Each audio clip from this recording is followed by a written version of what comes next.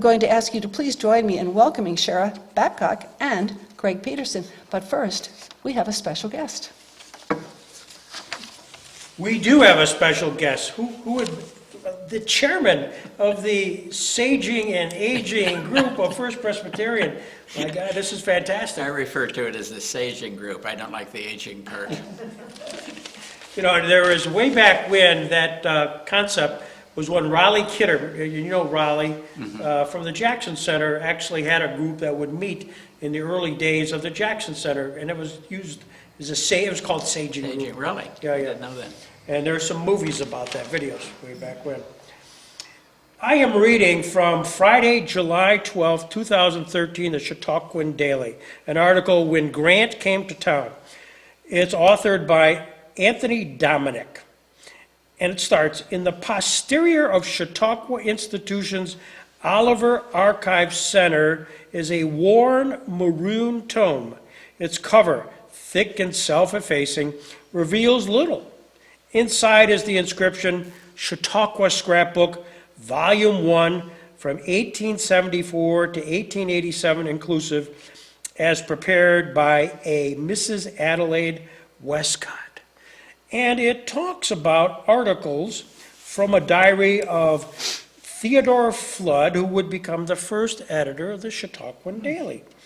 And it dealt with an experience in 1875 where, in the second year of Chautauqua, Bishop Vincent wanted to do something splashy.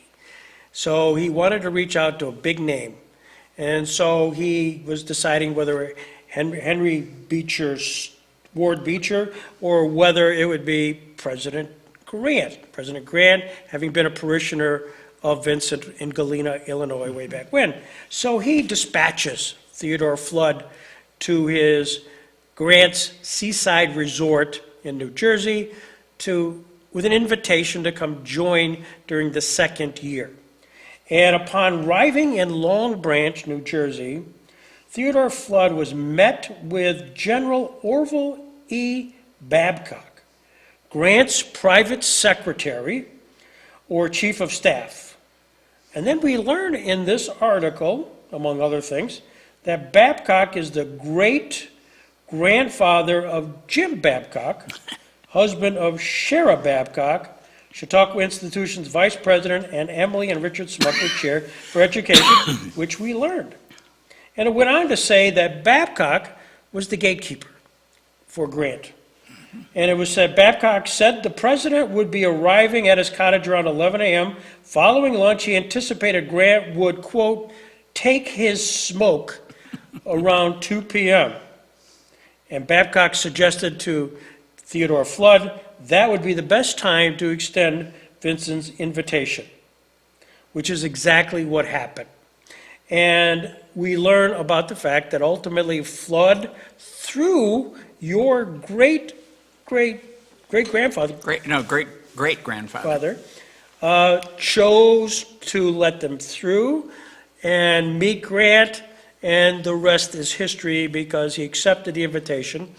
And through a very convoluted conversation, they had, when he came here, lunch at what is the Robert Jackson Center, and we'll stop the story there because I think that's the first time you learned that he was in fact here. I did. Actually, I was visiting the Jackson Center, and somebody said, have you been in the General Grant dining room? And I said, no, I didn't know there was a General Grant dining room. And I walked in there, and on the wall there was a plaque that mentioned Grant's visit here, because he had actually come up and talked to a number of the political people in the area. He was accompanied by his aide, Babcock, and Babcock's son, of which he had 3. But I'm going to assume that it was his namesake, which was Orville Elias Jr., who would be my grandfather. And that's how I found out that he was here, and that I became a multi-generation Chautauquan before I'd ever set my feet on the ground. So you learned that here at the Jackson Center, that in fact family members were here many, many moons before you did. Right. And it's interesting at the article that Anthony Dominic said that when Flood asked him, Flood said, "Will you be bringing Mrs. Grant?" And his response was, "No, General Babcock will go with me, and perhaps one of General Grant's son, President Grant's sons." And ultimately, so your great-great-grandfather took the place of Mrs. Grant. Right. Actually, you keep making him great-great. He was only two generations away from me. I'm his great-grandson. Oh, okay. So, because my grandfather was one of his sons. Okay, excuse me, yeah. Yeah, no, and that's fine. It's just I have trouble thinking about the general as a great as opposed to a great. It just feels like he ought to be much older than that, or the time has passed. So we have your great-grandfather, who was a aide-de-camp, essentially the guy who controls the schedule of President Grant. Not everybody gets that job. Do you know much about, can you tell us a little bit about him and how perhaps he connected with Grant? I don't know how he actually connected directly with Grant, but I do know his history was he came out of he graduated from West Point a couple years before the Civil War, and he came out as third in his class at West Point, where Grant came out, I think, was in the bottom of his class, interesting enough. But he went into the Corps of Engineers, where the really brightest Army officers went, because you could make a career there. But then the war started, and he was assigned a number of tasks. He was, among them, the defense of the city of Washington, and then he went into the Army of the Ohio, where he dealt with a number of the engineering issues there. He was on the staff of the commander of that area. And I'm not sure exactly how he got there, but ultimately he was an engineer, served on the engineering staff in in Vicksburg, during the Battle of Vicksburg. And that's where I assume the two met, and Grant asked him, or he was assigned to be one of Grant's aides. The generals in those days had many, many aides because they didn't have radios, and so when they tried to communicate with their units, they would send people out on horseback and so forth. But Babcock was probably an engineering aide and served with Grant when he came back to the east during the campaign in 1865, when they went from the Wilderness and Petersburg, Cold Harbor, and ultimately to Appomattox. But then he served through the war, and after the war, he went back into the Corps of Engineers. But Grant, he was assigned to Washington, and also as a secretary for Grant before he became president. And then when he became president, he was assigned by the Army to serve as one of Grant's aides. And he ultimately became Grant's gatekeeper. To get to Grant's office, you had to go through Babcock's office. I mean, physically, he was in the place. The other thing that was interesting about that is that because the Army assigned him to that job, he didn't need to get confirmed or reviewed by the Congress. And there was some question of whether he might or might not have been able to get that approval. So that's how he got to be Grant's aide, and that's how he got to be involved with Chautauqua. Well, when you think about chief of staff in today's environment, that's a big deal. That's a big job. Mm-hmm. And that's your great-grandfather. Yeah, and it was it was really an important job. He got involved in a number of things that he probably shouldn't have, as opposed to simply being the gatekeeper and opening the mail and making sure that who got to see Grant at what time was the correct thing. He got involved. The most important thing probably was there was at some point an attempt to buy the island of Santo Domingo. And Babcock was deep into that and was sent down there and came back and actually wrote a treaty between the United States and Santo Domingo. And when he got back, he was told, no, there was no intention to do that, and you were way out of bounds. And so it never came to anything, but it was one of the interesting things that happened during the Grant's administration. I say interesting because many people refer to it as corrupt, but I think it was just his job. Well, he was doing an Alexander Haig, I'm in charge. Yes, I like that. I hadn't thought about that. That's it's very similar to that, yeah. I think that's great. Well, there's a couple of embarrassing things which happened not because of Babcock, but he was in the middle of it here. Theodore Flood had, while talking with Grant, extending the invitation of which Grant accepted, and then, of course, Theodore Flood wanted to appropriately say, Jamestown wants to hug you. You're the President of the United States, so when you come here, we want to hug you. We have suggested that you lunch with Senator Reuben Fenton, one of the founders of the Republican Party. Right. And it's, Flood in his diary says, Grant, they met and described that it would be a ceremony at Chautauqua, et cetera, and they said that they would like to have lunch with, would he like to have lunch with ex-Governor Reuben Fenton, or will he pass and just simply go up on the lake? Mm-hmm. And his response was, we'll go up on the lake. Yeah, no, I understood. And he apparently was on the outs with Fenton, but could be because Grant was a Republican nominally, but did not, well, Grant was more like Lincoln in the sense of that we need to move past the animosity and the fight that we had during the Civil War, and we also need to be more accepting of the freed slaves. And the Republicans weren't at that point the least bit interested in that. And they did Reconstruction, and it was kind of to push the South down or to keep them in quiet. But so Grant was apparently on the outs with many people in the party, and Fenton was apparently one of them. So as a result, when he passed and said, I'm not going to lunch with one of the founders of the Republican Party because they were the stalwarts, they were the liberals, and Right. in 1972, it was Fenton who led the charge to advance Horace Greeley, as we learned later, as opposed to Grant for another term.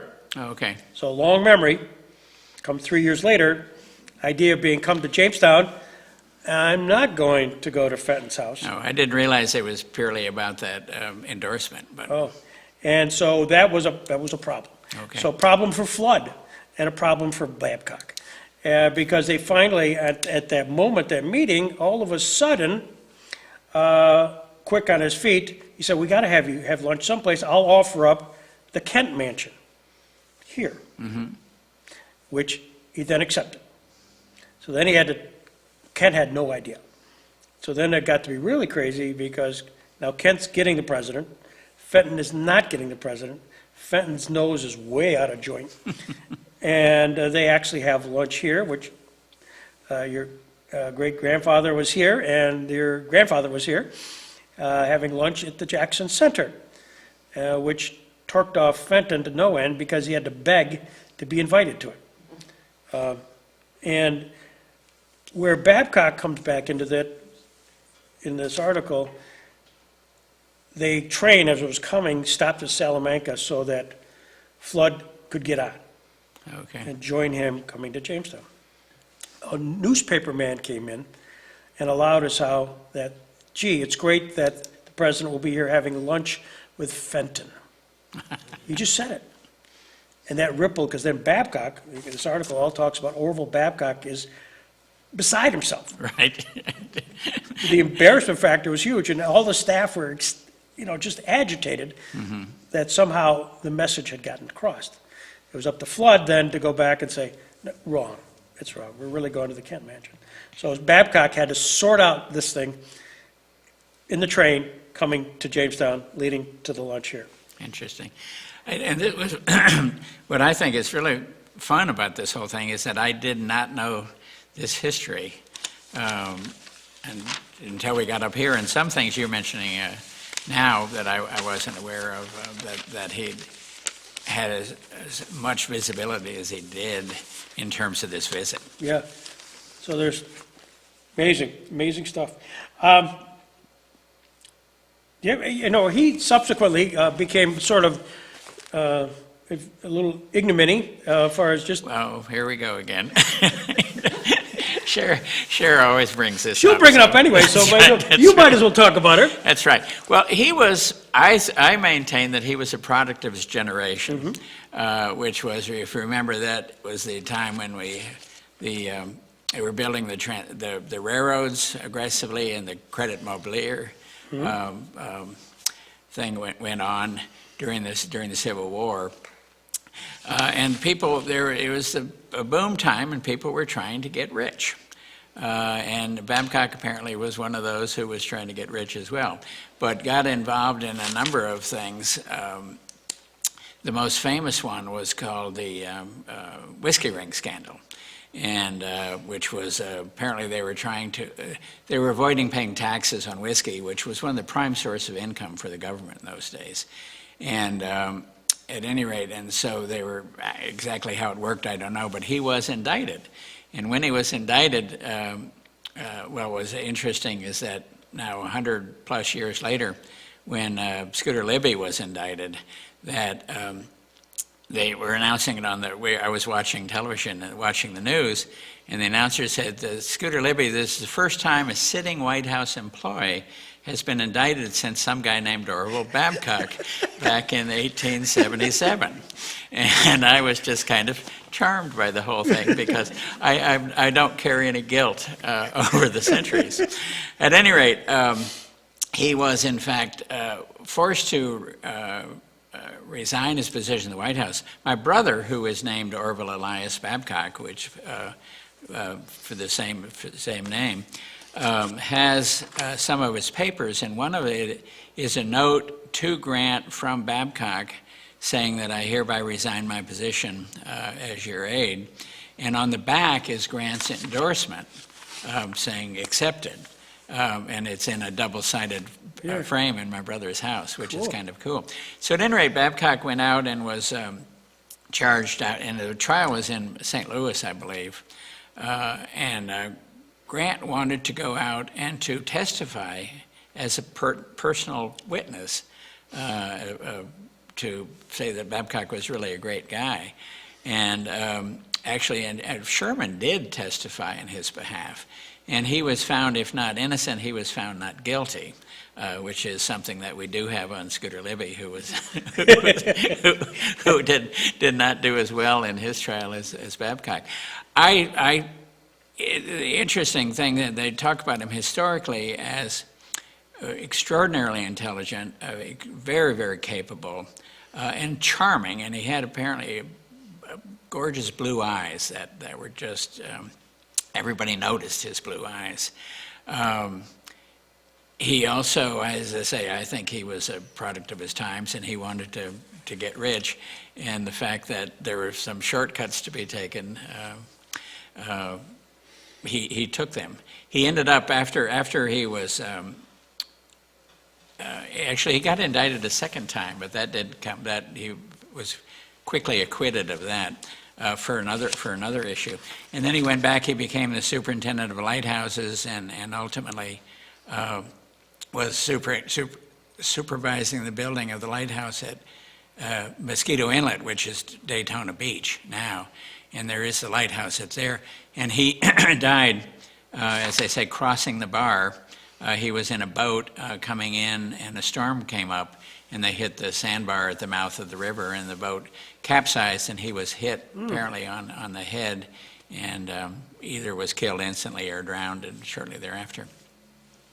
Wow, this is a great story. So that's really your background and the appeal of this whole story of the Civil War was what Sheriff thought was intriguing with you. I can see this. I can see this all clear now.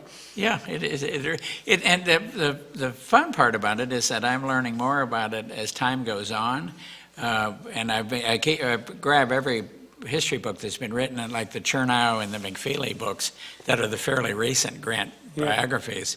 And Babcock keeps appearing in there. He did do one other, excuse me, one other thing that I do think is interesting is that he was serving with, as one of Grant's aides during after the siege of Richmond, which was Petersburg and Cold Harbor.